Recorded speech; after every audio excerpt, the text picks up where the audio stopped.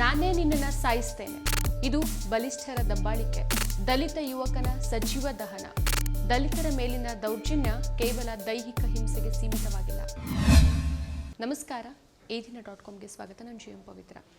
ಭಾರತದ ಸಾಮಾಜಿಕ ರಚನೆಯಲ್ಲಿ ಜಾತಿ ವ್ಯವಸ್ಥೆ ಒಂದು ಪ್ರಮುಖ ಗುರುತಾಗಿದ್ದು, ಇದು ಶತಮಾನಗಳಿಂದ ದಲಿತರನ್ನ ಅಸ್ಪೃಶ್ಯರು ಅಂತ ಗುರುತಿಸಿ ಸಾಮಾಜಿಕವಾಗಿ, ಆರ್ಥಿಕವಾಗಿ ಮತ್ತು ರಾಜಕೀಯವಾಗಿ ಅವರನ್ನು ಹಿಂದುಳಿಯುವಂತೆ ಮಾಡಿದೆ. ದಲಿತರ ಮೇಲಿನ ದೌರ್ಜನ್ಯ ಕೇವಲ ದೈಹಿಕ ಹಿಂಸೆಗೆ ಮಾತ್ರ ಸೀಮಿತವಾಗಿಲ್ಲ. ಇದು ರಚನಾತ್ಮಕ ಶೋಷಣೆ, ತಾರತಮ್ಯ ಮತ್ತು ಅವಕಾಶಗಳಿಂದ ವಂಚನೆಯನ್ನು ಸಹ ಒಳಗೊಂಡಿದೆ. ಇತ್ತೀಚಿನ ಮಂಡ್ಯ ಜಿಲ್ಲೆಯ KR ಪೇಟೆ ಘಟನೆ ಈ ಸಾಮಾಜಿಕ ದುರಂತದ ಒಂದು ಭೀಕರ ಉದಾಹರಣೆಯಾಗಿದೆ.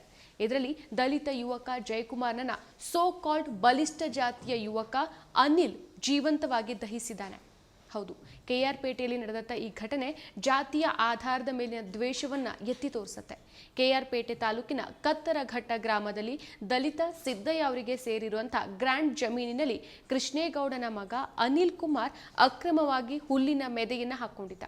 ಈ ಜಮೀನಿನಲ್ಲಿ ಅಕ್ರಮವಾಗಿ ಹಾಕೊಂಡಿರುವಂತಹ ಹುಲ್ಲಿನ ಮೆದೆಯನ್ನ ತೆರವು ಮಾಡಿಕೊಡುವಂತೆ ಗ್ರಾಮದಲ್ಲಿ ರಾಜಿ ಪಂಚಾಯಿತಿ ಮಾಡಿ ಆದರೂ ಸಹ ಪ್ರಯೋಜನ ಆಗದೆ ಇದ್ದಾಗ ದಲಿತ ಯುವಕ ಜಯಕುಮಾರ್ KR ಪೇಟೆ ಗ್ರಾಮಾಂತರ ಠಾಣೆಯಲ್ಲಿ ದೂರನ್ನ ಕೊಡ್ತಾರೆ. ಸವರ್ಣೀಯ ಯುವಕ ಅನಿಲ್ ಮತ್ತು ದಲಿತ ಯುವಕ ಜಯಕುಮಾರ್ ನಡುವಿನ ವಾಗ್ವಾದ ಗಲಾಟೆಗೆ ಕಾರಣ ಆಗಿತ್ತು.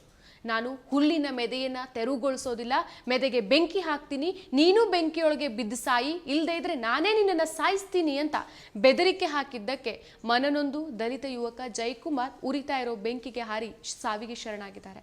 ಈ ಘಟನೆ ಕಾನೂನಿನ ಭಯವಿಲ್ಲದೆ ಜಾತಿ ಆಧಾರಿತ ಹಿಂಸೆ ಇಂದಿಗೂ ಮುಂದುವರಿತಾ ಇದೆ ಅನ್ನೋದನ್ನ ತೋರಿಸುತ್ತೆ. ಇನ್ನು ನನ್ನ ಪತಿ ಸಾವಿಗೆ ಅನಿಲ್ ಕಾರಣ ಅಂತ ಲಕ್ಷ್ಮಿ ದೂರನ್ನ ಕೊಟ್ಟಿದ್ದಾರೆ.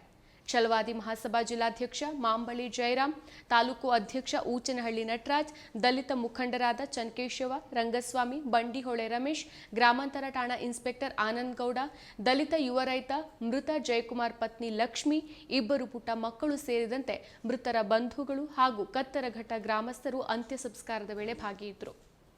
ಆರೋಪಿ ಅನಿಲ್ ಕುಮಾರ್ ತಲೆಮರೆಸಿಕೊಂಡಿದ್ದಾನೆ. ಆತನ ಪತ್ತೆಗಾಗಿ ಗ್ರಾಮಾಂತರ ಪೊಲೀಸರು ಬಲೆ ಬೀಸಿದ್ದಾರೆ. ನಾಗಮಂಗಲ DYSP ಚೆಲುವರಾಜು ಅವರು ಅನಿಲ್ ವಿರುದ್ಧ ಕೊಲೆ ಕೇಸ್ ದಾಖಲಿಸಿಕೊಂಡು ಮುಂದಿನ ತನಿಖೆ ಮಾಡೋದಾಗಿ ಭರವಸೆ ಕೊಟ್ಟಿದ್ದಾರೆ.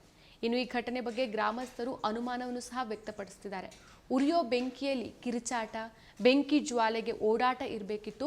ಪಕ್ಕದಲ್ಲೇ ಟ್ರ್ಯಾಕ್ಟರ್ನಲ್ಲಿ ಉಳುಮೆ ಮಾಡ್ತಿದ್ದವರಿಗೂ ಸಹ ಈ ಗಲಾಟೆ ಕೇಳಿಸ್ಲಿಲ್ಲ ಅಂತಂದ್ರೆ ಮುಂಚೆನೆ ಕೊಲೆ ಮಾಡಿ ಸುಟ್ಟಿರಬೇಕು ಅನ್ನೋ ಮಾತುಗಳು ಸಹ ಕೇಳಿಬರ್ತಿದೆ. ಕೃಷ್ಣರಾಜಪೇಟೆ ಪಟ್ಟಣದ ದುಂಡ್ಶೆಟ್ಟಿ ಲಕ್ಷ್ಮಮ್ಮ ಸ್ಮಾರಕ ಸಾರ್ವಜನಿಕ ಆಸ್ಪತ್ರೆಯಲ್ಲಿ ಜಯಕುಮಾರ್ ಅವರ ಮೃತದೇಹದ ಮರಣೋತ್ತರ ಪರೀಕ್ಷೆ ನಡೆಸಿ ಮೃತರ ವಾರಸುದಾರರಿಗೆ ಮೃತದೇಹವನ್ನು ಹಸ್ತಾಂತರಿಸಲಾಗಿದೆ. ಜಾತಿ ಆಧಾರಿತ ದೌರ್ಜನ್ಯ ಭಾರತದ ಇತಿಹಾಸದ ಒಂದು ಕಪ್ಪು ಚುಕ್ಕೆಯಾಗಿಬಿಟ್ಟಿದೆ. 2014ರಲ್ಲಿ ಕೊಪ್ಪಳದ ಮರ್ಕುಂಬಿ ಘಟನೆ, 1981ರಲ್ಲಿ ಉತ್ತರ ಪ್ರದೇಶದ ದಿಹುಲಿ ಗ್ರಾಮದ ಹತ್ಯಾಕಾಂಡ, 2008ರಲ್ಲಿ ತುಮಕೂರಿನ ದುಂಡ ಗ್ರಾಮದ ಘಟನೆ, ಈ ರೀತಿಯ ನೂರಾರು ಸಾವಿರಾರು ಘಟನೆಗಳು ನಮ್ಮ ಸುತ್ತಮುತ್ತ ಪ್ರತಿದಿನ ನಡೀತಾನೆ ಇರುತ್ತೆ. ದಲಿತರ ಮೇಲಿನ ದೌರ್ಜನ್ಯ ಭಾರತದ ಸಾಮಾಜಿಕ ವ್ಯವಸ್ಥೆಯ ಒಂದು ದೊಡ್ಡ ಕಳಂಕವಾಗಿದೆ. ಮಂಡ್ಯದ KR ಪೇಟೆಯ ದುರಂತ ಜಾತಿ ಆಧಾರಿತ ದ್ವೇಷ ಇನ್ನೂ ಜೀವಂತವಾಗಿರೋದನ್ನು ತೋರಿಸುತ್ತೆ. ಕೊಪ್ಪಳ, ಉತ್ತರ ಪ್ರದೇಶ, ತುಮಕೂರಿನಂತಹ ಘಟನೆಗಳು ಈ ಸಮಸ್ಯೆ ಆಳವಾಗಿ ಹುದುಗಿ ಹೋಗಿರೋ ಬೇರನ್ನ ತೋರಿಸುತ್ತೆ. ಈ ದೌರ್ಜನ್ಯವನ್ನ ತಡೆಗಟ್ಟೋಕೆ ಕಾನೂನಿನ ಕಠಿಣ ಅನುಷ್ಠಾನ, ಶಿಕ್ಷಣ, ಆರ್ಥಿಕ ಸಬಲೀಕರಣ ಮತ್ತು ಸಾಮಾಜಿಕ ಜಾಗೃತಿಯ ಅಗತ್ಯತೆ ಜಾಸ್ತಿ ಇದೆ. ಡಾಕ್ಟರ್ BR ಅಂಬೇಡ್ಕರ್ ಅವರ ಕನಸಾದ ಸಮಾನತೆಯ ಸಮಾಜವನ್ನು ನಿರ್ಮಿಸೋಕೆ ಎಲ್ಲರೂ ಒಗ್ಗಟ್ಟಿನಿಂದ ಕೆಲಸ ಮಾಡಬೇಕಾಗಿದೆ. ಮತ್ತಷ್ಟು ವಿಶೇಷ ವಿಡಿಯೋಗಳನ್ನು ನೋಡಲು ಮತ್ತು ಹೊಸ ವಿಡಿಯೋಗಳ ಬಗ್ಗೆ ತಿಳಿಯಲು ADina.com ಯೂಟ್ಯೂಬ್ ಚಾನೆಲ್ ಸಬ್ಸ್ಕ್ರೈಬ್ ಮಾಡಿ ಮತ್ತು ಬೆಲ್ ಐಕಾನ್ ಕ್ಲಿಕ್ ಮಾಡಿ.